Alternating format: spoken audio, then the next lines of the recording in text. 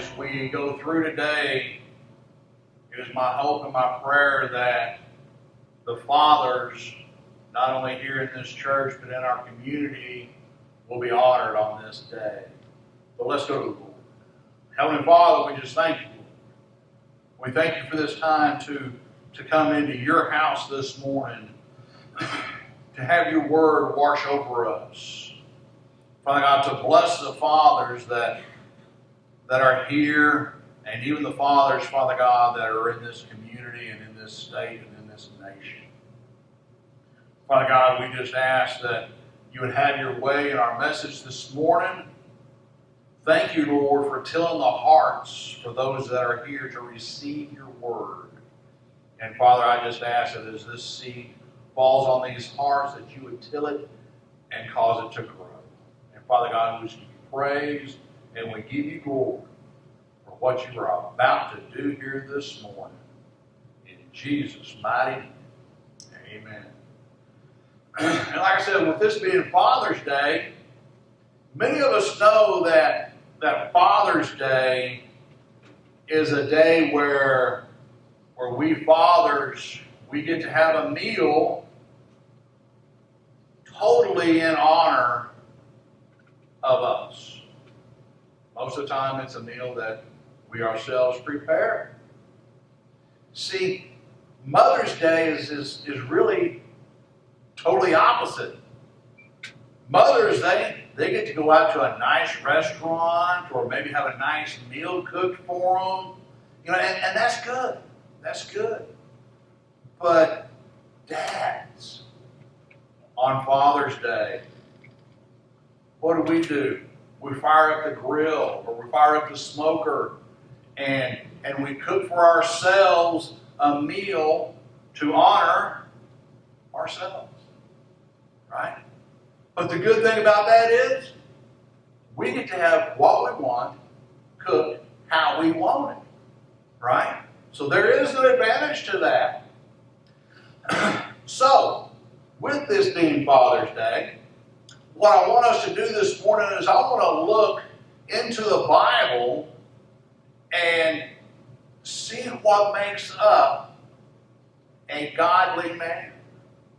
You know, we could go into Proverbs and we see this long list of a Proverbs 31 woman, right? We really don't have a list like that per se for men. But I do want to point out one thing, that in Philippians, the 2nd chapter, what Paul does is he actually gives us some characteristics of a godly man. So, what are some of the characteristics of a godly man? So go ahead and turn to Philippians, the 2nd chapter. Philippians, the 2nd chapter. And here Paul is actually writing to Timothy and Epaphroditus about the characters found in a godly man. And I want us this morning, we're going to look at about 5 characteristics found in a godly man. And the first one is, a godly man cares about others. A godly man cares about others. There in Philippians, the 2nd chapter, verse 20. Verse 20. For I have no one like-minded who will sincerely care for your state. For all seek their own, not the things which are of Christ Jesus. You see, what Paul is doing here is he's describing Timothy as unselfish in a way that he puts Paul's needs before his own. And that's really in a stark contrast for the world that we live in today, is it not? See, in today's world, we've got the media, we've got movies, we've got TV.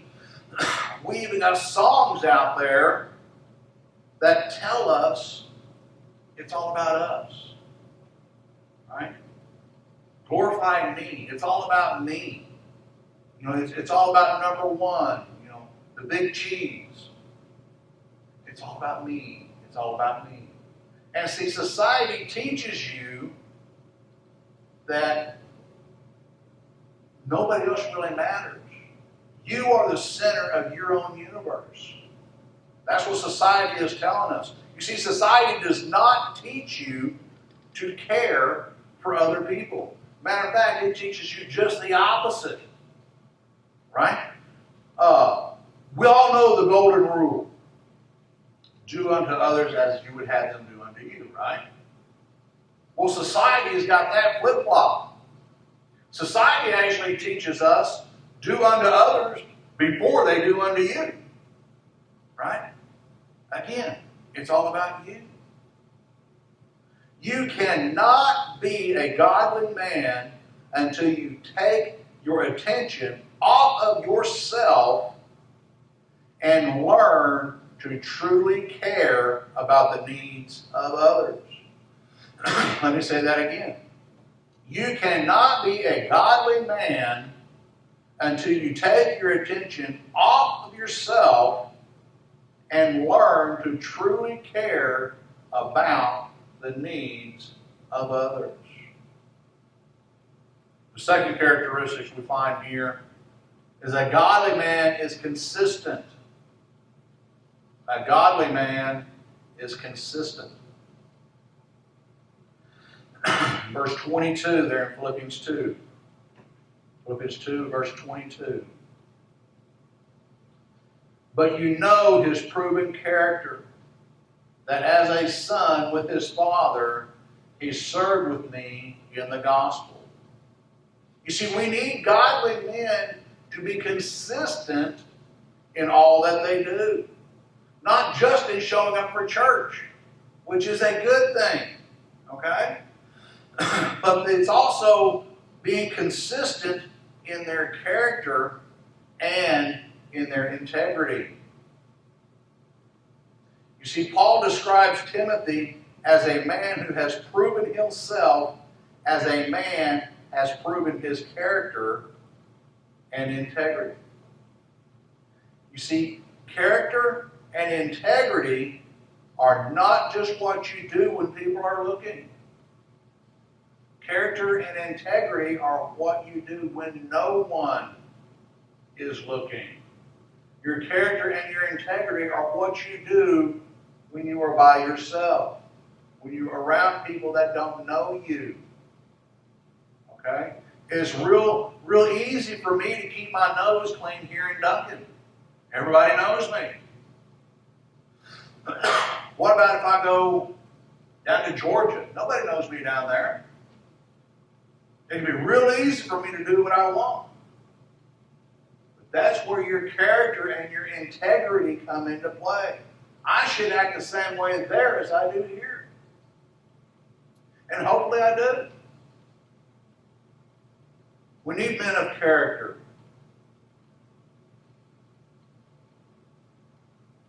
Godly men keep their word and have deep convictions.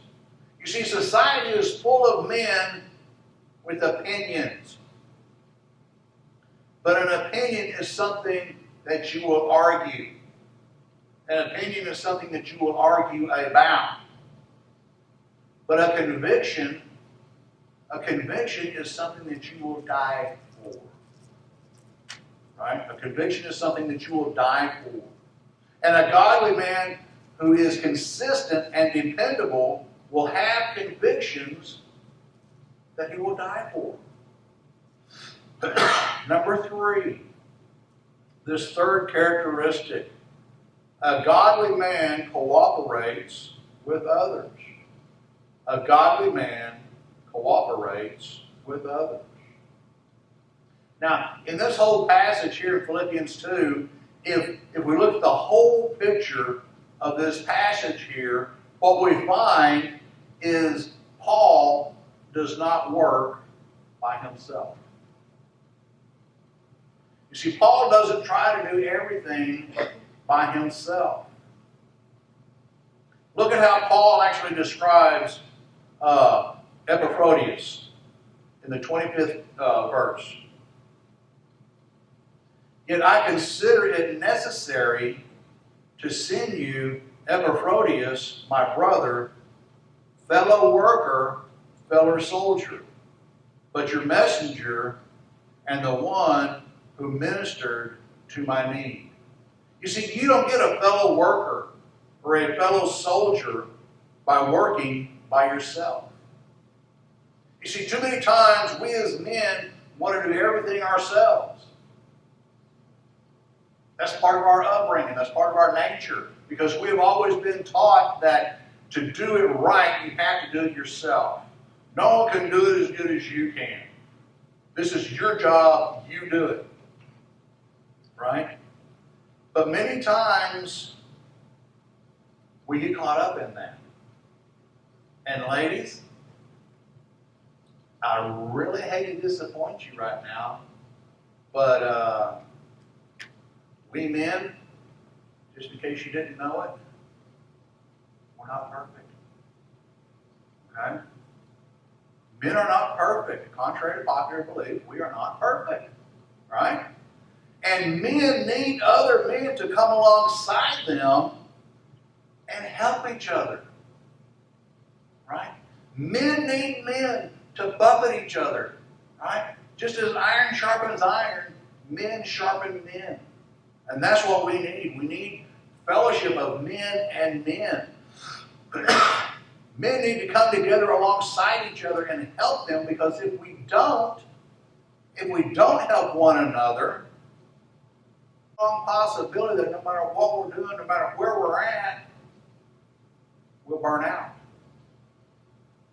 If men don't help men in life, in their relationships, in their walk with Christ, then we risk burning out and falling by the wayside. Let me repeat that again. If men don't help men in life, in their relationships, in their walk with Christ, then we risk burning out and or falling by the wayside. We men need help. Ladies, y'all missed a good chance to amen right there. Right? Number 4. A godly man is concerned about the feelings of others. A godly man is concerned about the feelings of others. Now, I know we don't talk about our feelings. We don't talk about our emotions. We don't get all mushy-gushy like y'all women do. But we have to be considerate. We have to be considerate. We have to be concerned about the feelings of others. Look at verse 26. Verse 26. Since he was longing for you all, we can tell here that Paul's a northerner, because we've said y'all. Since he was longing for you all and was distressed because you had heard that he was sick, for indeed he was sick almost until death. And then in verse 30, Paul tells us that Epaphroditus, even while sick, he actually comes to help out in the ministry. I mean, why? Why? He's sick. Why wouldn't he just phone it in and, say, hey, I'm sick, I'm going to take a sick day? Because he is more concerned about helping others. He's more concerned about the needs of others than he is about himself and his own sickness. You see, men of God like Epaphroditus aren't just strong. They're sensitive. And I don't mean that in a bad way. In today's society, it's been, if a man is considered sensitive, then he's weak or less of a man. That's not true. A sensitive man, to me, is more of a man. Okay? We all know men who actually brag about the way they just talk about anything and everything that pops into their head, right? And, just let the chips fall where they may, or, that's just what I think. And if they don't like it, tough. We all know men like that. And they act and they think like it's a badge of honor, but in all actuality, it's actually immature. It takes no brains to just say whatever pops into your head. But a godly man will consider the feelings of others before he speaks. Now, I'm not saying that we as men need to walk around on eggshells.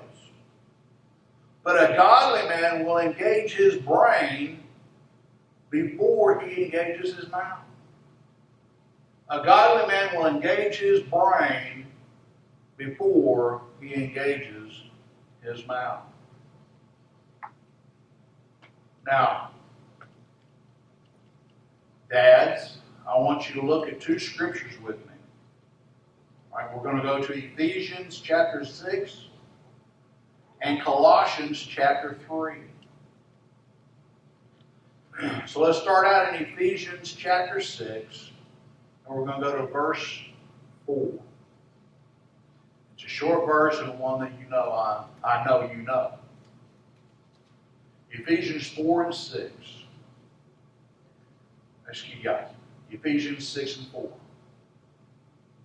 And you, fathers, do not provoke your children to wrath, but bring them up in the training and admonition of the Lord. Now, before we go to Colossians, I want to just remind us men that we will raise up more children than just the children that are born to us. We as men, we will influence, train up, lead, and guide more children than those that have been born to us. We will influence people we don't even know that we influence. So let's go ahead and go into Colossians. Colossians 3, verse 21. Fathers, do not provoke your children, lest they become discouraged. And this brings us to our fifth characteristic of a godly man. And this fifth characteristic is a godly man will raise up godly children. I didn't say perfect children. I said godly children. Okay? And what Paul is telling us, when we actually combine Ephesians and Colossians, when we combine those, what Paul is telling us is this. Fathers, if you do not teach your children to become men and women of God, then when they get old enough to be a man or a woman of God, then they won't know how to be a man or a woman of God. And this is what's going to discourage them. Because they're going to be discouraged in how to be a good husband or how to be a good wife. They're going to be discouraged in how to be a good parent. They're going to be discouraged in how to accomplish what is necessary to be successful in life. And men of God, I want to challenge you this morning. Take up the task of becoming the men of God that your families, that your church, that your community need for you to be. Be the godly man who cares about others. Be the godly man who is consistent in his ways. Be the godly man who cooperates with others. Be the godly man who is concerned for the feelings of others. And be the godly man that raises up godly children. In short, just be a godly man. Now, what I would like is for all the men to please stand.